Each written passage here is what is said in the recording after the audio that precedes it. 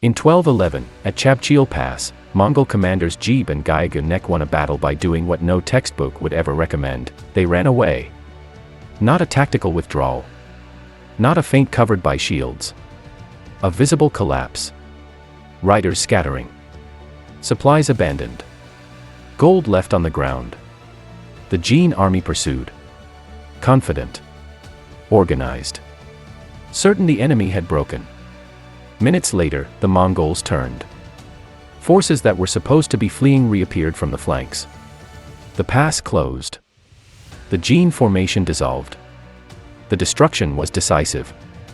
Why did a professional army abandon its defensive position to chase a retreating enemy into broken terrain?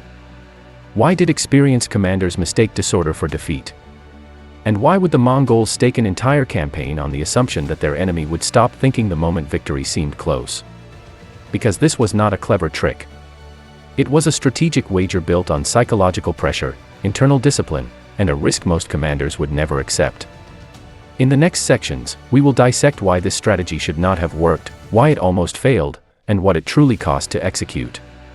This episode is not about Mongol cavalry speed, composite bows, or battlefield agility. Those explanations are comfortable and insufficient. The real strategic problem faced by the Mongols in northern China was structural. They were fighting fortified forces that relied on terrain, static defense, and numerical stability. Direct assault favored the defenders. Prolonged siege favored the defenders. Even harassment favored the defenders once supply lines stretched. Conventional options narrowed quickly. So the question is not why the Mongols used deception. Deception is common in war. The real question is why they chose a form of deception that deliberately dismantled their own appearance of control. The strategy examined here is fundamentally unorthodox because it inverts a core military assumption that cohesion must be preserved at all visible times. Jebe and Gyaganek accepted temporary loss of cohesion, at least in appearance, in exchange for something far more valuable: control over the enemy's decision-making process. This was not a plan designed to overpower Jin forces. It was designed to make Jin commanders abandon their own advantages voluntarily. That choice carried consequences. It required absolute internal discipline. It exposed the Mongol force to irreversible failure if a single assumption proved wrong. And it demanded that commanders tolerate the possibility that history would remember them not as strategists, but as men who ran. This episode asks a narrow but uncomfortable question. What kind of military system allows its leaders to intentionally look weak at the most dangerous moment of a campaign? To answer it, we must first understand the situation that made every normal solution impossible, and why retreat became the most aggressive option available. Before any decision could be made, the Mongol commanders faced a battlefield that actively resisted initiative. Not because it was chaotic, but because it was stable. The confrontation at Chabchiyal Pass was not a clash between equal systems. It was a collision between two strategic logics that valued control in fundamentally different ways. On one side stood the Jin forces, territorially anchored, defensive by doctrine, confident in terrain and fortifications. On the other stood the Mongols, mobile, numerically flexible, and operating far from any fixed logistical base. The Jin objective was simple and conservative. Hold the passes. Deny penetration. Force the enemy into costly frontal engagements or prolonged exposure. Every hour the Mongols failed to break through strengthened Jin confidence that time itself was an ally. For the Mongols, the objective was the opposite. They did not need to seize ground permanently. They needed to rupture the defensive logic that kept Jin forces static and protected. A breakthrough was not a geographic event. It was a cognitive one. The terrain made that task brutally difficult. Mountain passes compress movement. They restrict cavalry. They reward defenders who can hold elevation and depth. For an army accustomed to fluid maneuver, this environment removed its greatest advantage. Speed no longer translated into dominance. Initiative no longer guaranteed momentum. And then there was logistics. The Jin forces operated close to supply networks. Reinforcements could arrive. Losses could be absorbed. Mongol detachments, by contrast, relied on operational tempo and local acquisition. A stalled campaign was not neutral, it was fatal. Every delay increased vulnerability. Every failed probe narrowed future options. time was not merely passing. It was closing in. Politically, the pressure cut both ways. Jin commanders were under orders to prevent breakthroughs at all costs. Defensive success reinforced their legitimacy. There was no incentive to pursue aggressively. Holding position was rewarded. Caution aligned with command expectations. Mongol commanders had no such luxury. Their authority depended on results. Not symbolic resistance, but decisive disruption. A stalemate favored the enemy strategically, politically, and logistically. Under these conditions, the normal options began to collapse. A frontal assault would bleed cavalry against prepared infantry. A prolonged standoff would starve mobility. A withdrawal would concede initiative and invite pursuit on unfavorable terms. What remained was a shrinking corridor of possibility, narrow, dangerous, and deeply counterintuitive. Yet the Jin command believed they were winning. From their perspective, the situation looked stable. Defensive positions held. Enemy probes failed to achieve breakthroughs. Mongol forces appeared restless, unable to commit. The battlefield reinforced Jin assumptions: patience would prevail. This belief created the most important condition of all: complacency disguised as discipline. Jin commanders did not expect the Mongols to relinquish control voluntarily. Their entire mental model of warfare assumed that cohesion, once lost, meant defeat. Disorder was interpreted as weakness, not deception. That assumption mattered. Because the Jin command structure was rigid. Orders flowed downward. Initiative was constrained by hierarchy. Tactical flexibility existed, but only within the framework of strategic caution. When opportunity appeared obvious, however, the system encouraged exploitation. Victory, when it seemed within reach, activated incentives. This was the blind spot. The Jin were trained to resist pressure, not temptation. Their doctrine prepared them to endure. It did not prepare them to question sudden advantage. The Mongols understood this asymmetry. They recognized that Jin discipline functioned optimally when defending. But discipline under perceived advantage behaved differently. Pursuit required decentralized decisions. Momentum created gaps in communication. Units advanced at different speeds. Terrain magnified fragmentation. A retreating enemy did not merely invite attack. It invited interpretation. And interpretation was where control could be lost. From the Mongol side, this insight did not simplify the problem. It sharpened it. Because exploiting this blind spot required something extreme: the deliberate performance of failure. Not partial withdrawal. Not controlled fallback. But visible disintegration. This introduced new constraints of its own. A retreat convincing enough to trigger pursuit had to appear authentic. That meant abandoning material. That meant exposing flanks. That meant accepting real losses. It meant trusting that discipline could be restored at a precise moment, under pressure, without external signaling. The margin for error was microscopic. Too orderly, and the Jin would hold position. Too chaotic, and Mongol units might not reform. Too slow, and pursuit would stall. Too fast, and the trap would fail to close. Everything depended on timing, perception, and internal coherence under the appearance of collapse. This is where the strategic map becomes unforgiving. The Mongols were not maneuvering against terrain alone. They were maneuvering against expectations embedded in another army's institutional logic. They were betting that the Jin command system would behave predictably under perceived success. But predictability cuts both ways. If the Jin resisted the temptation to pursue, if they maintained discipline, the Mongols would have exposed themselves for nothing. Retreat would become reality. Initiative would vanish. The campaign could unravel. This was not a clever exploit with a safety net. It was a commitment to a single hypothesis: that success would make the enemy careless. Understanding this environment is essential. Because without it, the decision that followed looks bold. With it, the decision looks desperate. And desperation forces a choice. Either accept strategic stagnation and eventual attrition, or attempt to break the system by attacking its assumptions rather than its formations. And that is why the Mongols began considering a move no conventional doctrine would ever authorize. Military doctrine exists to reduce uncertainty. It codifies what usually works, under conditions that are assumed to be repeatable. At Chabchiyal Pass, those assumptions quietly collapsed. If a conventional commander had assessed the situation faced by the Mongols, the recommended options would have been limited and cautious. Textbook logic would argue for three paths. First, probe and disengage. Test the defenses. Identify weaknesses. Withdraw before committing fully. Preserve force integrity. Second, fix and contain. Apply pressure at multiple points.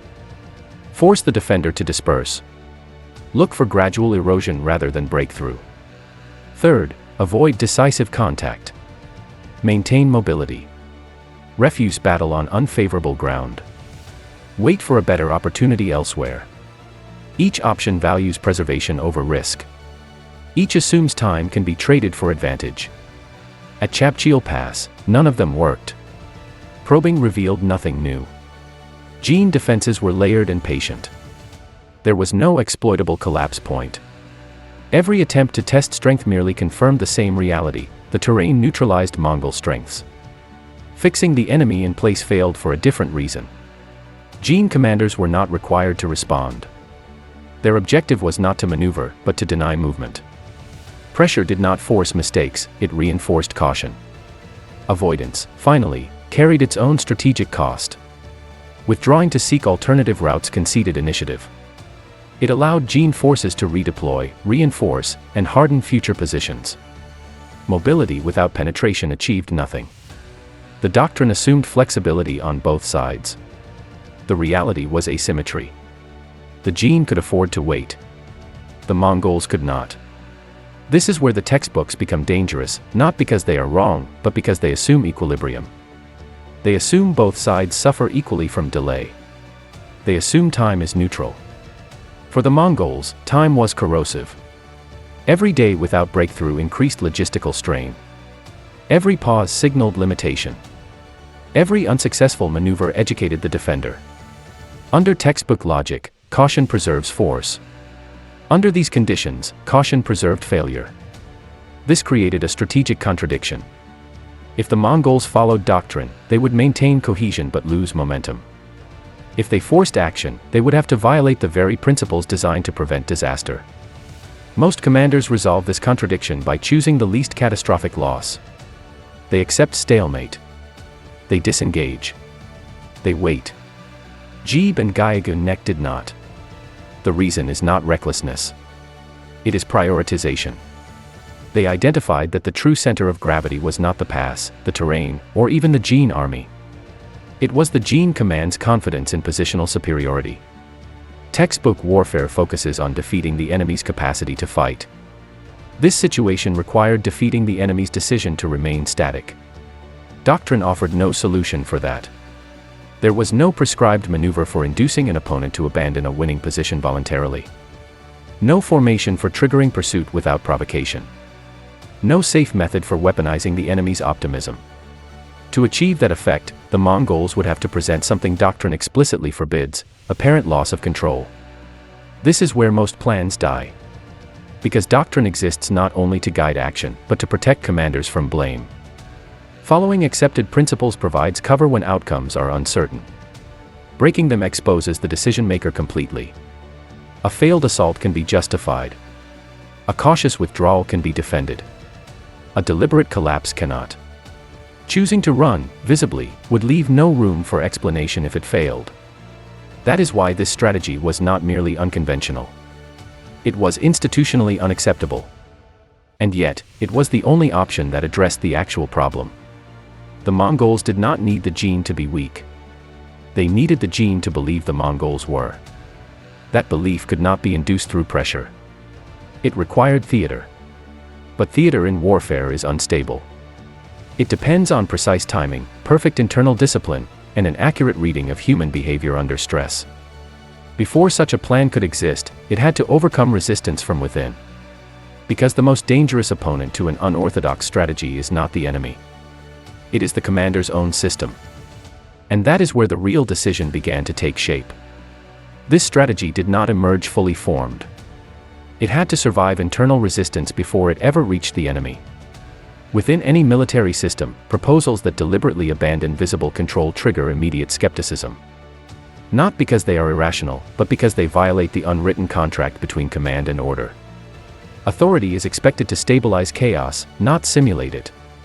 The idea attributed to commanders like Jebe and Nek was radical not in concept, but in implication. It suggested that the Mongols could gain more by temporarily surrendering the appearance of superiority than by defending it. That implication mattered. Inside the command structure, this was not a question of tactics. It was a question of trust. A plan built on staged collapse demands absolute confidence that every subordinate understands not just what to do, but when to stop pretending. There is no evidence of formal debate transcripts. But the fault lines are clear. One camp would have seen the proposal as operationally elegant. The Mongol army had practiced maneuver, dispersion, and regrouping for years. Feigned retreats were not unknown. What was new here was scale and exposure. This was not a localized trick. It involved committing the visible bulk of a force to an action that looked indistinguishable from defeat. The opposing view would have focused on irreversibility. Once the retreat began, there would be no pause to reassess. No signal to abort without confirming failure. Communication during motion would be limited. Dust, noise, and terrain would fragment awareness. If even a fraction of units failed to reassemble, the entire formation risked disintegration. This was not risk in the abstract. It was structural risk. The commanders proposing the plan were not ignoring this. They were accepting it. That acceptance rested on a small number of core assumptions. The first assumption was psychological. That Jin commanders, upon observing disorder, would interpret it through doctrinal bias. They would see collapse, not orchestration. They would believe pressure had succeeded.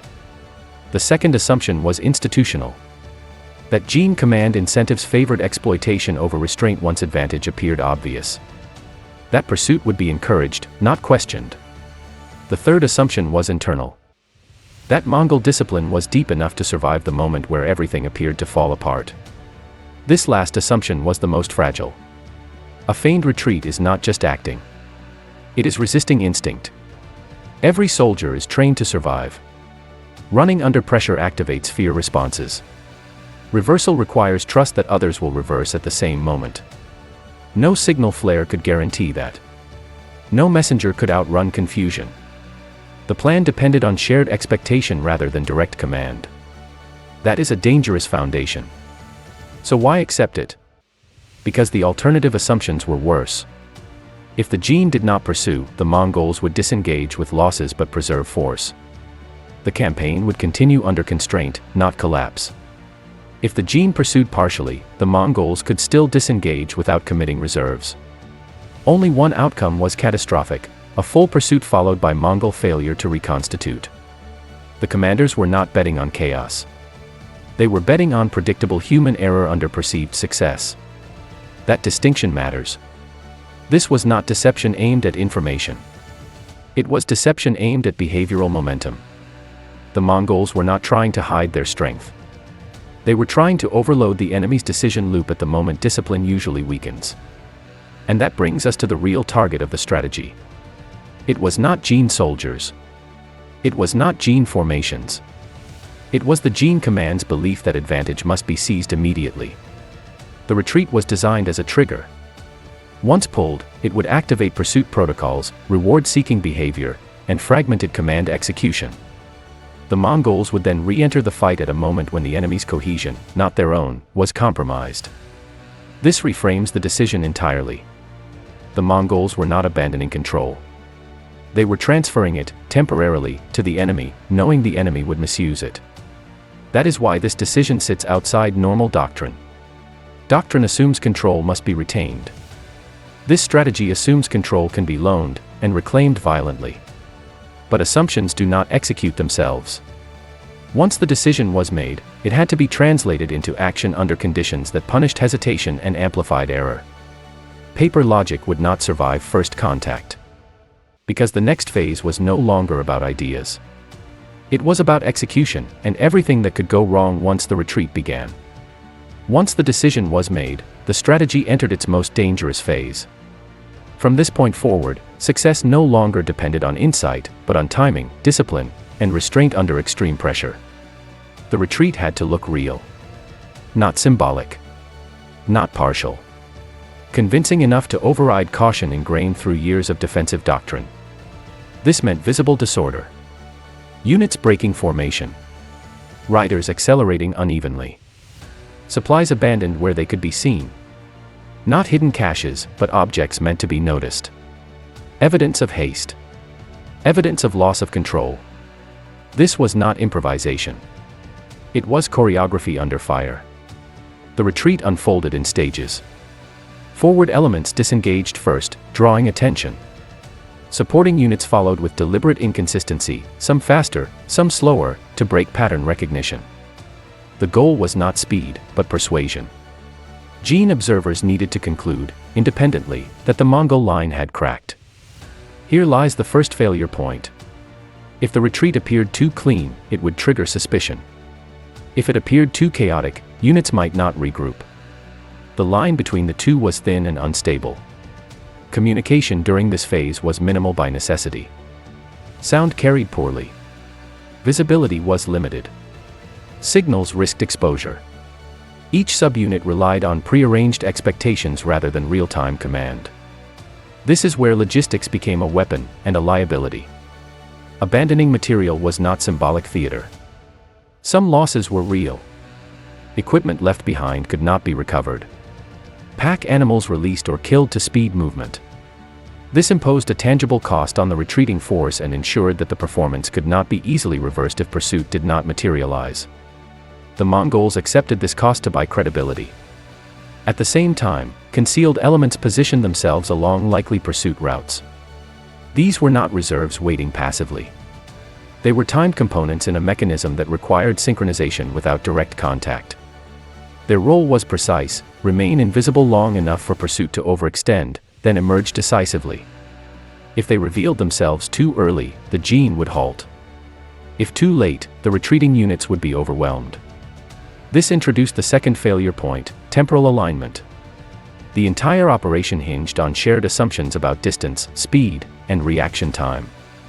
Any miscalculation, terrain slowing pursuit, unexpected caution, or overzealous advance, could break alignment. There were moments where the plan nearly collapsed.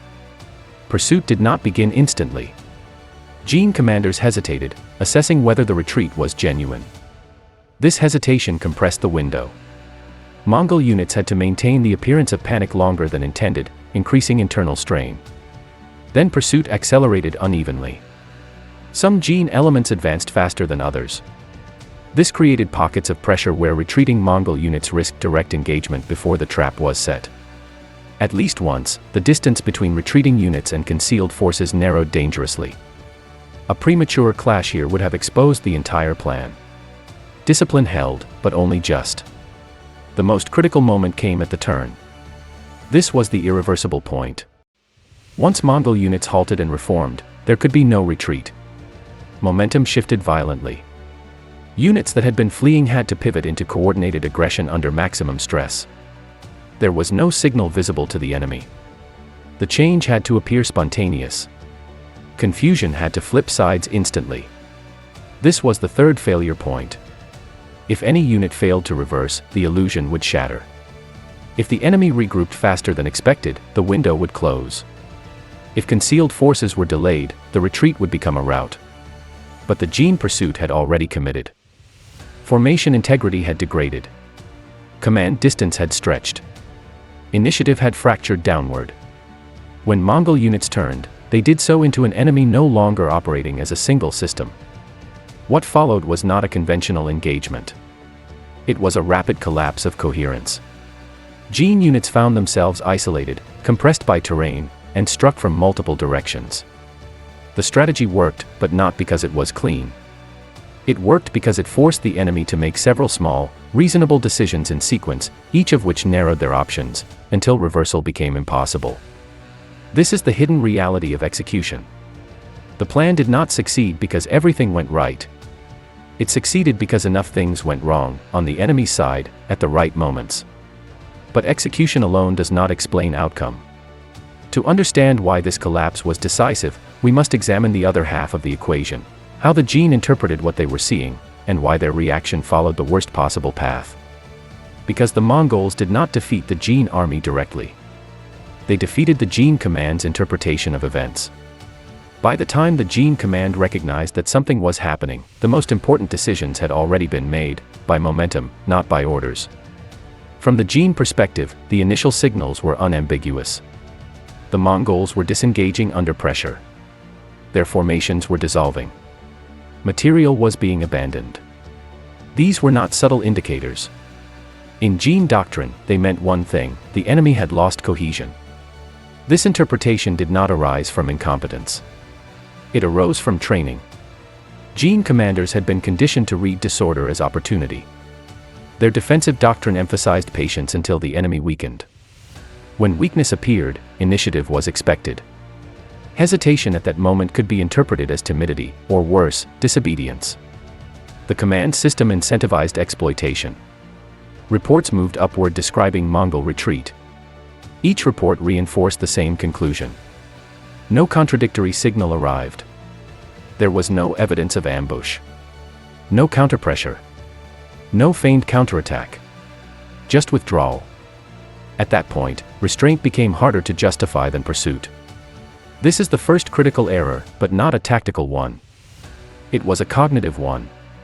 The Jin command interpreted the battlefield through a single lens: linear causality. Pressure leads to collapse. Collapse leads to victory. That sequence had worked before.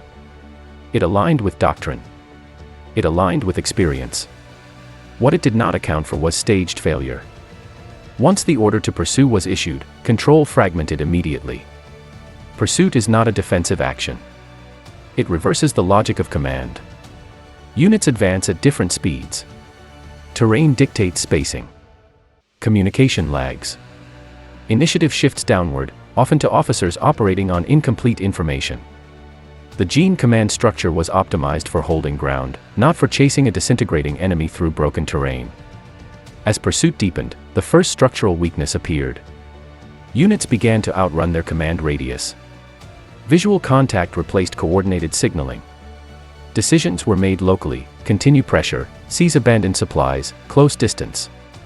These were all reasonable actions in isolation.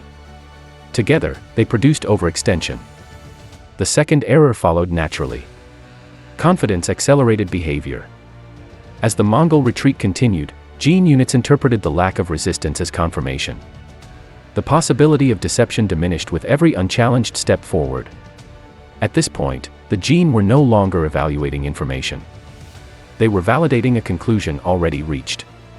This is where doctrine becomes dangerous. Defensive systems train commanders to recognize threat escalation. They do not train them to detect when success itself becomes a threat. By the time Mongol units reversed direction, Jin formations were no longer mutually supporting. Spacing had widened. Terrain compressed movement. Some units had paused to consolidate gains. Others pushed ahead aggressively. The command no longer acted as a single organism. When the reversal occurred, it violated every expectation. The enemy that had been fleeing did not merely stop. It reconstituted instantly. Units that had appeared scattered moved with purpose. Flanking elements emerged where none were expected. For the Jin, this was not a tactical surprise. It was a conceptual one. Their mental model of the battle no longer matched reality. Orders issued moments earlier, advance, press, pursue, were now catastrophic. Units could not disengage cleanly. Terrain that had seemed advantageous for pursuit became restrictive under counterattack. Attempts to regroup failed because regrouping assumes shared understanding. That understanding had already collapsed. This is the decisive moment. The Mongols did not defeat the Jin by superior force concentration alone. They defeated them by forcing the Jin to cross a point of no return, where the logic governing their decisions no longer applied. The trap closed not because of perfect Mongol execution, but because Jin command behavior became predictable under perceived success. The Jin did not lose because they were reckless. They lost because their system functioned exactly as designed, under the wrong conditions. And once that realization set in, it was already too late. What followed was not merely defeat, but disintegration. But the outcome raises a harder question. If this strategy worked by exploiting systemic behavior, then its success came with consequences, some immediate, others delayed. Because strategies that rely on error do not eliminate cost. They redistribute it. And that brings us to the result, and the price paid on all sides once the illusion collapsed. The immediate outcome was decisive. The gene pursuit collapsed into fragmentation, and fragmentation turned into destruction. Once the Mongol counter-movement locked in, there was no clean disengagement available to the gene forces. Units that had advanced confidently now found themselves compressed by terrain, struck from multiple directions, and unable to re-establish command coherence. What had looked like a controlled advance minutes earlier became a sequence of isolated fights, each one unwinnable on its own. From a purely operational perspective, the Mongols achieved exactly what they needed. A fortified defensive system was broken without a frontal assault. A positional advantage was neutralized without siege. A campaign that risked stagnation was forced back into motion. But stopping the analysis here would be dishonest. Because the strategic success concealed a set of costs that are often omitted precisely because they complicate the narrative. First, the human cost. A feigned retreat does not spare lives by default. Retreating units are exposed. Rear elements absorb pressure. Any delay or misstep turns performance into reality. Some Mongol losses during the withdrawal phase were unavoidable. These were not calculated casualties in a controlled exchange. They were the price of credibility. On the gene side, the collapse was not orderly defeat. Once command cohesion failed, casualties accelerated. Units were destroyed not because they lacked courage, but because coordination vanished. This kind of loss leaves lasting institutional scars. Survivors do not simply recover. They carry mistrust of orders, of momentum, of apparent advantage. Second, the logistical cost. Material abandoned during the retreat was not theatrical excess. Some of it could not be recovered. Equipment lost reduced operational depth in subsequent engagements. This mattered because Mongol campaigns relied on sustained tempo. Every loss narrowed margin for error later. There is a tendency to treat deception as cost-free brilliance. In reality, deception consumes resources permanently. Third, the political cost. For Mongol commanders, success validated authority, but in a fragile way. A strategy that works once does not automatically become doctrine. It becomes precedent. And precedent invites imitation. This is dangerous. Subordinate commanders, observing the outcome, may attempt similar maneuvers without the same discipline, timing, or situational fit. When such attempts fail, the cost is not merely tactical, it is institutional credibility. Within the gene command structure, the consequences cut differently. Defeat under pursuit damaged confidence in offensive exploitation. Future commanders became more cautious, sometimes excessively so. The system adapted, but not always optimally. Finally, the psychological cost. For the Mongol commanders who ordered the retreat, this was not a clean victory. They had crossed a line few leaders willingly approach, instructing their own forces to appear broken. Even when successful, such decisions leave residue. Trust is strained. Authority becomes conditional on outcomes. A strategy that requires soldiers to believe in collapse, even temporarily, demands repayment afterward. Reasserting confidence is not automatic. It must be rebuilt deliberately. And there is a deeper cost still. This strategy works only while it is rare. Once enemies expect deception, retreat loses persuasive power. Once retreat becomes ambiguous, it no longer triggers pursuit. The very success of the tactic accelerates its obsolescence. That means this victory contains its own expiration date. If the gene had resisted pursuit, if discipline had overridden temptation, the Mongols would have gained nothing but loss. The same maneuver that shattered an army would have weakened their own position irreversibly. This is the uncomfortable truth. The strategy did not succeed because it was universally sound. It succeeded because it aligned perfectly with a specific opponent, in a specific context, at a specific moment. Outside that window, it becomes reckless. Which forces us to confront the final question. If this was not a repeatable formula, not a doctrine, and not a guaranteed path to victory, then what exactly was it? And what does it really tell us about how unorthodox strategies work, when they work at all? This strategy is often summarized too simply. A feigned retreat. A deception. A trick that worked. That description misses the point. What the Mongols executed at Chabchiyal Pass was not a tactic designed to defeat enemy forces. It was a strategy designed to reprogram enemy decision-making under pressure. The battlefield was not the primary arena. The command loop was. At its core, this was a strategy of induced misalignment. The Mongols did not attempt to destroy the Jin army directly. They created conditions in which the Jin command system would destroy its own coherence. The retreat was not the action. The pursuit was. This reverses a fundamental assumption in most military thinking, that initiative must be held, not surrendered. The Mongols treated initiative as a temporary liability. They relinquished it deliberately, knowing the enemy would misuse it. That is the first principle this strategy reveals. Unorthodox strategies do not seek advantage immediately. They seek to delay advantage until the opponent commits irreversibly. The second principle is more unsettling. This strategy worked because it exploited how success alters behavior. Most military systems train extensively for adversity. They develop protocols for loss, pressure, and threat. Far fewer train for the moment when victory appears imminent.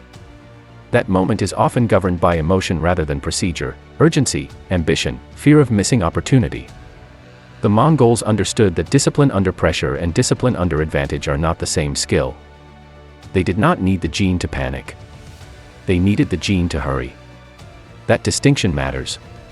The third principle concerns risk. This was not asymmetric warfare in the sense of minimizing exposure. It was asymmetric in where risk was concentrated. The Mongols accepted near total operational risk up front, in exchange for a binary outcome later. Either the enemy collapsed, or the campaign did. There was no gradual failure mode. This is why the strategy resists institutionalization. Militaries prefer scalable methods. This was not scalable. It was situational. It depended on culture, doctrine, terrain, and timing aligning precisely. That makes it powerful and dangerous. So can this strategy be repeated elsewhere? Only under narrow conditions. The enemy must value positional advantage strongly enough to pursue once it appears lost. Their command system must reward initiative under success more than restraint. Their doctrine must interpret disorder as weakness, not ambiguity. And one's own forces must possess internal cohesion strong enough to survive simulated collapse. Remove any one of these conditions, and the strategy fails catastrophically. That is why attempts to generalize it usually end in disaster. This was not a lesson in deception. It was a lesson in strategic empathy, understanding not just what the enemy can do, but how they are likely to think when they believe they are winning. The Mongols did not outfight the Jin. They outpredicted them. And that leads to the final, uncomfortable insight. This strategy does not prove that breaking the rules leads to victory. It proves that rules exist because breaking them is usually fatal. The Mongols survived breaking them because their system, culturally, disciplinarily, psychologically, could absorb that shock. Most cannot. Unorthodox strategies succeed not because they are clever, but because they are rare, context-bound, and brutally honest about risk. When they work, they look brilliant. When they fail, they leave no excuses. Which is why history remembers the victory, and quietly forgets how close it came to erasing the commanders who chose it. At Chabchiyal Pass, the Mongols did not win by appearing strong. They won by convincing their enemy that strength had already collapsed. That distinction is the heart of this episode. This was not a story about mobility, cavalry, or speed. It was about control, who held it, who surrendered it, and who lost it forever by assuming it could only move in one direction. The Mongols understood something rare, that sometimes the fastest way to break an enemy is not to pressure their defenses, but to invite them to abandon them voluntarily. But such invitations come with a price. They demand discipline under humiliation. They demand trust without reassurance. And they demand leaders willing to stake everything on an assumption about human behavior. That is why this strategy still unsettles military historians. Not because it was clever, but because it forces an uncomfortable question. How many victories depend less on strength, and more on the moment an opponent stops thinking carefully? And how many commanders are willing to risk everything to find out?